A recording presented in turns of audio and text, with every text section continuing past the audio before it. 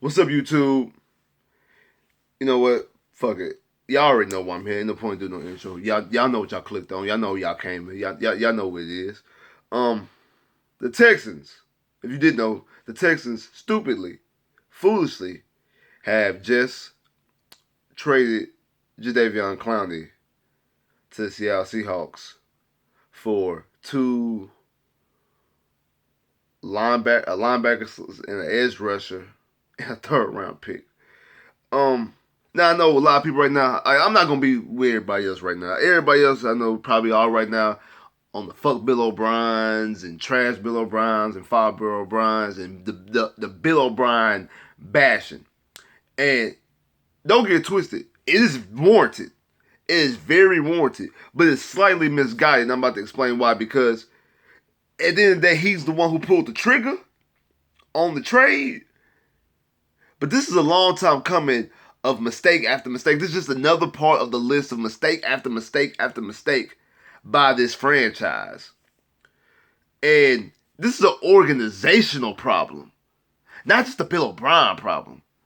This is an organizational problem because to call a spade a spade, Bill O'Brien should never even had this power. Bill O'Brien should never be in this position because he's not a general manager. He's never been an assistant general manager. But he doesn't know how to handle being a general manager. So you should never put him in this position. You don't get mad at the trash man for fucking up in the kitchen when he messed up your food. You get mad at the organization at the restaurant for putting the trash man in the fucking kitchen. Like, why are you putting... He's supposed to handle the trash. He's supposed to be cleaning up the restaurant. Ain't no damn way he's supposed to be in the kitchen making gourmet meals. Why'd you allow him in the kitchen? That's your fault. That's your... Yeah, his ass might say, well, because you fired the cook, he might raise his hand. I can cook. Your dumb ass believe this dumb ass. So why did you let this guy who's supposed to be a head coach, who has never been a general manager or a scout or assistant general manager or a secretary to the general manager, got a cup of coffee for a fucking general manager, why did you allow him to be the fucking general manager in the first place? That's an organizational problem. Why'd you fire Brian Gaines before the season started? Now, don't get twisted. I'm not a Brian Gaines fan at all. At all. I've been saying his talent evaluation was trash. I said that from the jump. But in saying that, you don't fire the general manager right after the draft, right before the season starts. Everybody talk about, well, you really don't need a general manager because the general manager's work is really during the off season, during the draft, during free agencies. Players get cut right now. You need to get deals done, trades. Then we trade for Demaryius Thomas during the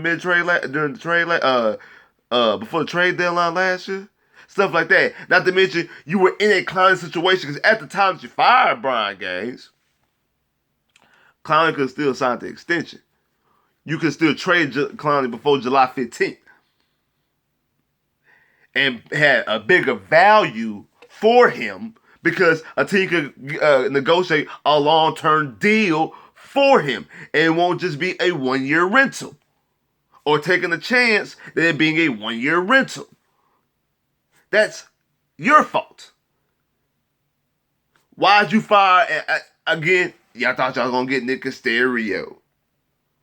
How about I already know you can get Nick Casterio before you fire your general manager first, if you're going to do that.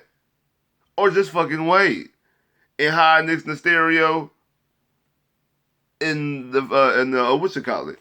Or how about you hire Nick Casterio in the first place and then hire Brian Gaines?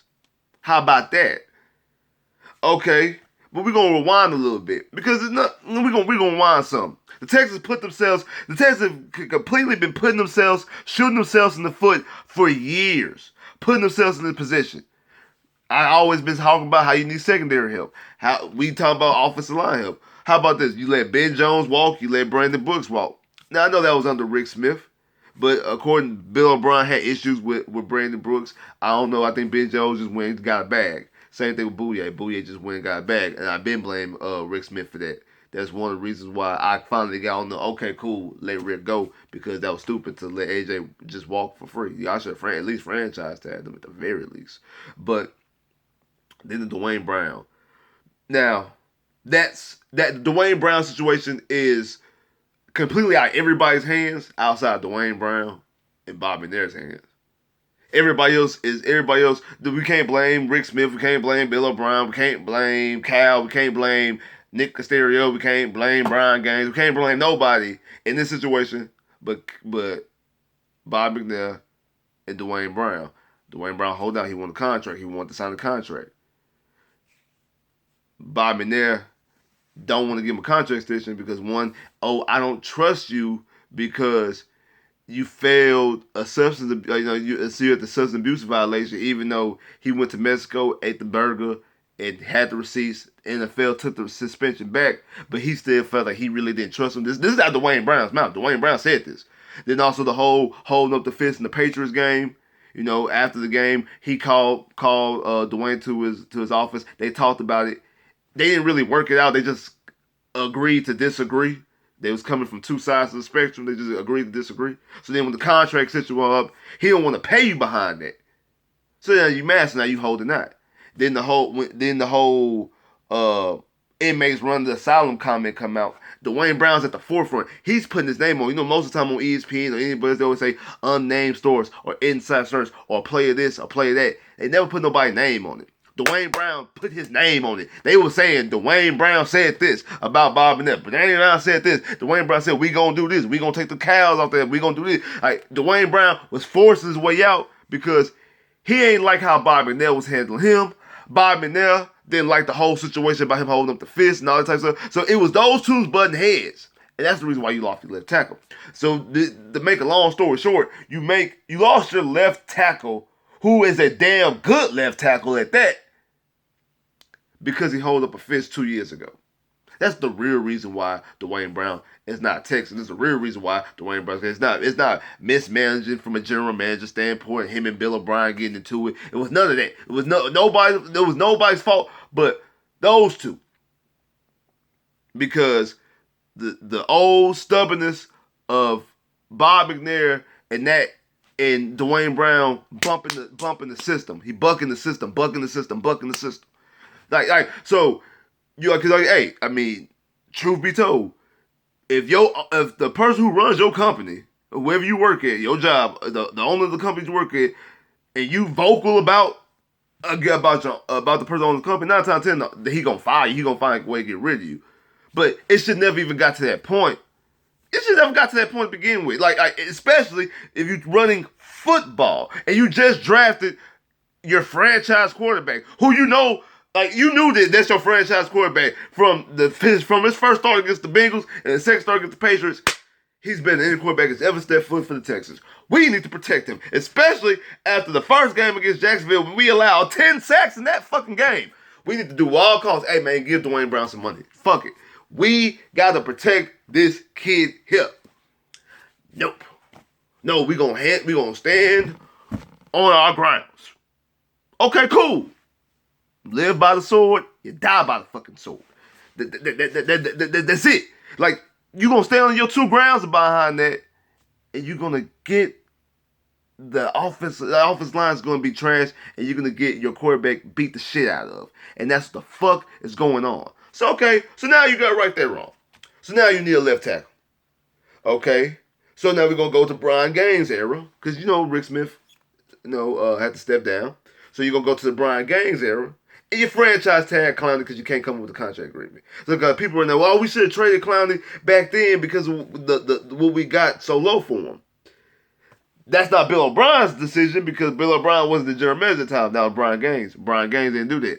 Now, I don't know if his plan was to eventually give Clowney a contract. I don't know. But from a Brian Gaines standpoint, he should have gave Clowney a contract to begin with. He should have been playing with him and just signed him a contract. Now, that could be Bill O'Brien didn't trust Clowney or he didn't know if Clowney was his type of player type shit. Well, you know what? How about this? Why the fuck you drafted number 1 overall to begin with? The Texans are the only franchise that I know that's had 3 number 1 overall picks and none of them have lasted past their first contract. Now, David Carr, we all know the situation with David Carr. Mario Williams, we let Mario Williams just walk. Bye-bye. Bye, Mario. We franchise tag him, but no, we just let Mario walk. At least we franchise tag Clowney, but we didn't give him a contract extension. We end up trading his ass. And then you get not even pennies on the dollar. I don't know what you call this. We talking about a former number 1 overall pick, 2-time All-Pro, 3 straight Pro Bowler for a 3rd round pick and some rotational pieces. You're gonna trade a top 50 to 60 player, pass rusher at that, for some other linebackers and pass rushers. In what world does that make sense? You're gonna trade a top 50 player. You're gonna trade a top 50 player for some rotational pieces. What sense does that make? That doesn't make any sense at all. Like, let me put it to you this. No matter what list you're talking about, no matter if you're talking about players only lists, ESPN lists, former player lists, coaches and executives lists, fan polls, sports writers, whatever. If you do a top 100 list, there's 32 teams in the NFL, right? So 32 times 3 equals 96. So that means that at all 32 teams, if you have a top 100 players, from an average standpoint, that's enough for every team in the NFL to have 3 players in the top 100. And then still leaves space for 4 more players. So 4 teams can have 4 players in the top 100. So based off an average, you should at least have 3 players in the top 100. And if you have 4, that means you're above average. So anything over 4 players in the top 100 is above average. Anything below 3 players is below average. The Texans, how many players did the Texans have in the top 100? On any list. ESPN's list, players on list, coaches list, execs list, sports writers list, fans list. The Texans have 4 players in the top 100. Hopkins, Watson, JJ, and Jadeveon Clowney.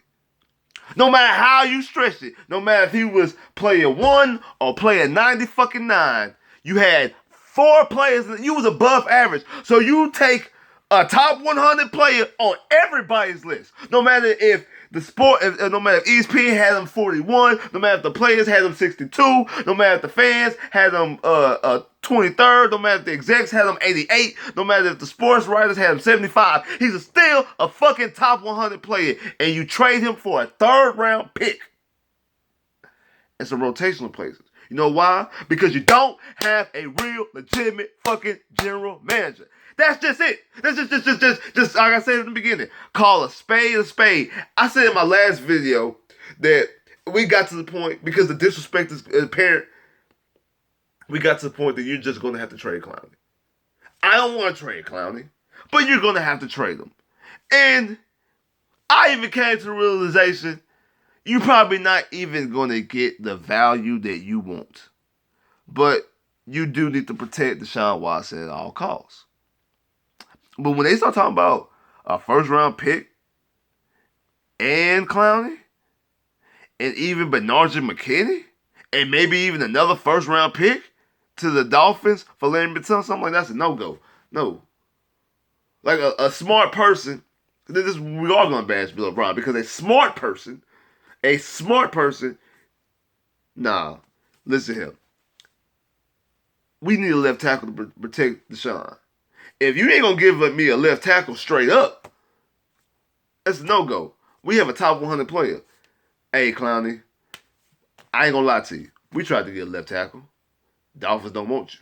I mean, we tried to get a left tackle, but they're not getting up off of Tunsil. So, hey, you in the plans.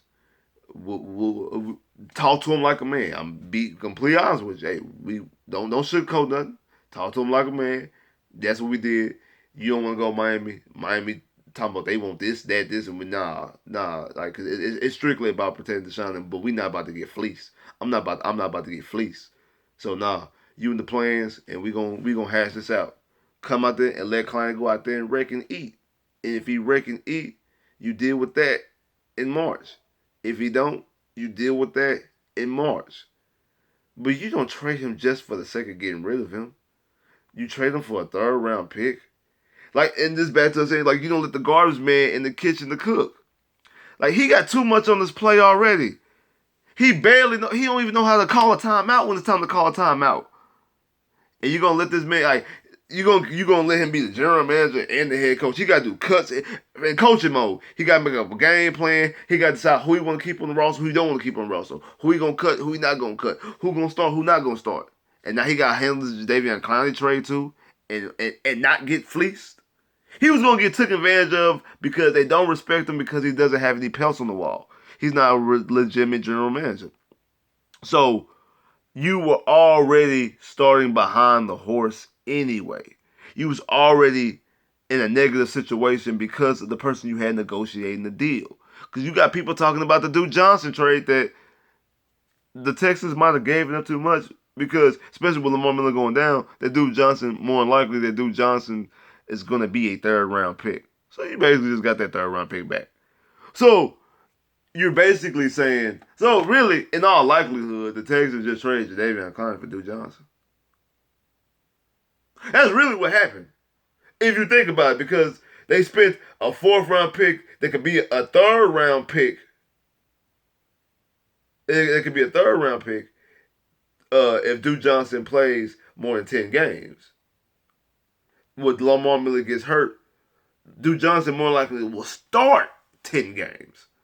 So you lost a third round pick, and you trade Jadeveon Clowney for a third round pick. So you just basically get that third round pick back. So and also it's like in basketball words, it's a three team trade. You trade Clowney to Seattle. You traded Cleveland. You got Duke Johnson, and you sent your picks to Cleveland. That's basically what happened. That's basically how it went. That's basically just how it went. It was like a 3-team trade. Pick, Duke, Clowney, pick. Like that. That's how that shit went. And that's being fleeced. That's being stupid. But you have him in the situation. And I said this from the jump. I said there's very little that Bill O'Brien can do to keep his job. Bill O'Brien will have to have a deep run in the playoffs. He has to have a deep run in the playoffs to keep his job. And this is more evident. This is more evident. If Bill O'Brien, especially with Luck retiring, if Bill O'Brien and the Texans don't win the division and don't make the playoffs, Bill O'Brien's gone. If Bill O'Brien gets to the playoffs and gets embarrassed, Bill O'Brien is gone. I don't think Bill O'Brien has to make it to the AFC Championship, in my opinion, to keep his job.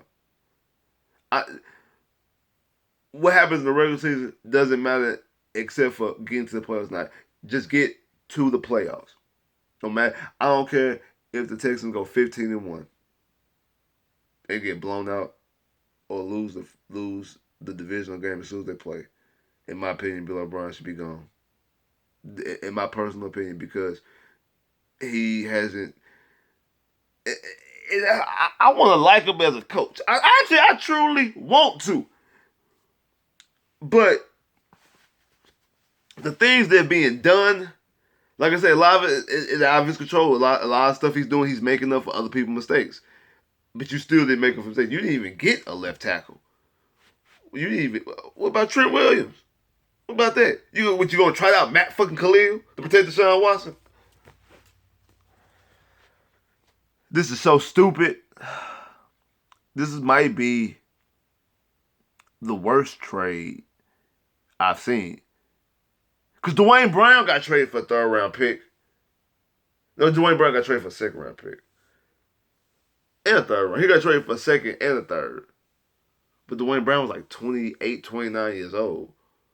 And Dwayne Brown wasn't the top 100 player at that time. He wasn't coming off of all pros and Pro Bowls at that time.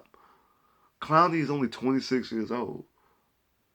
Coming off of 3 straight Pro Bowls. He didn't make all pro this past year, but the 2 years before that, back-to-back all pro. Top 100 player for the past, 3 seasons?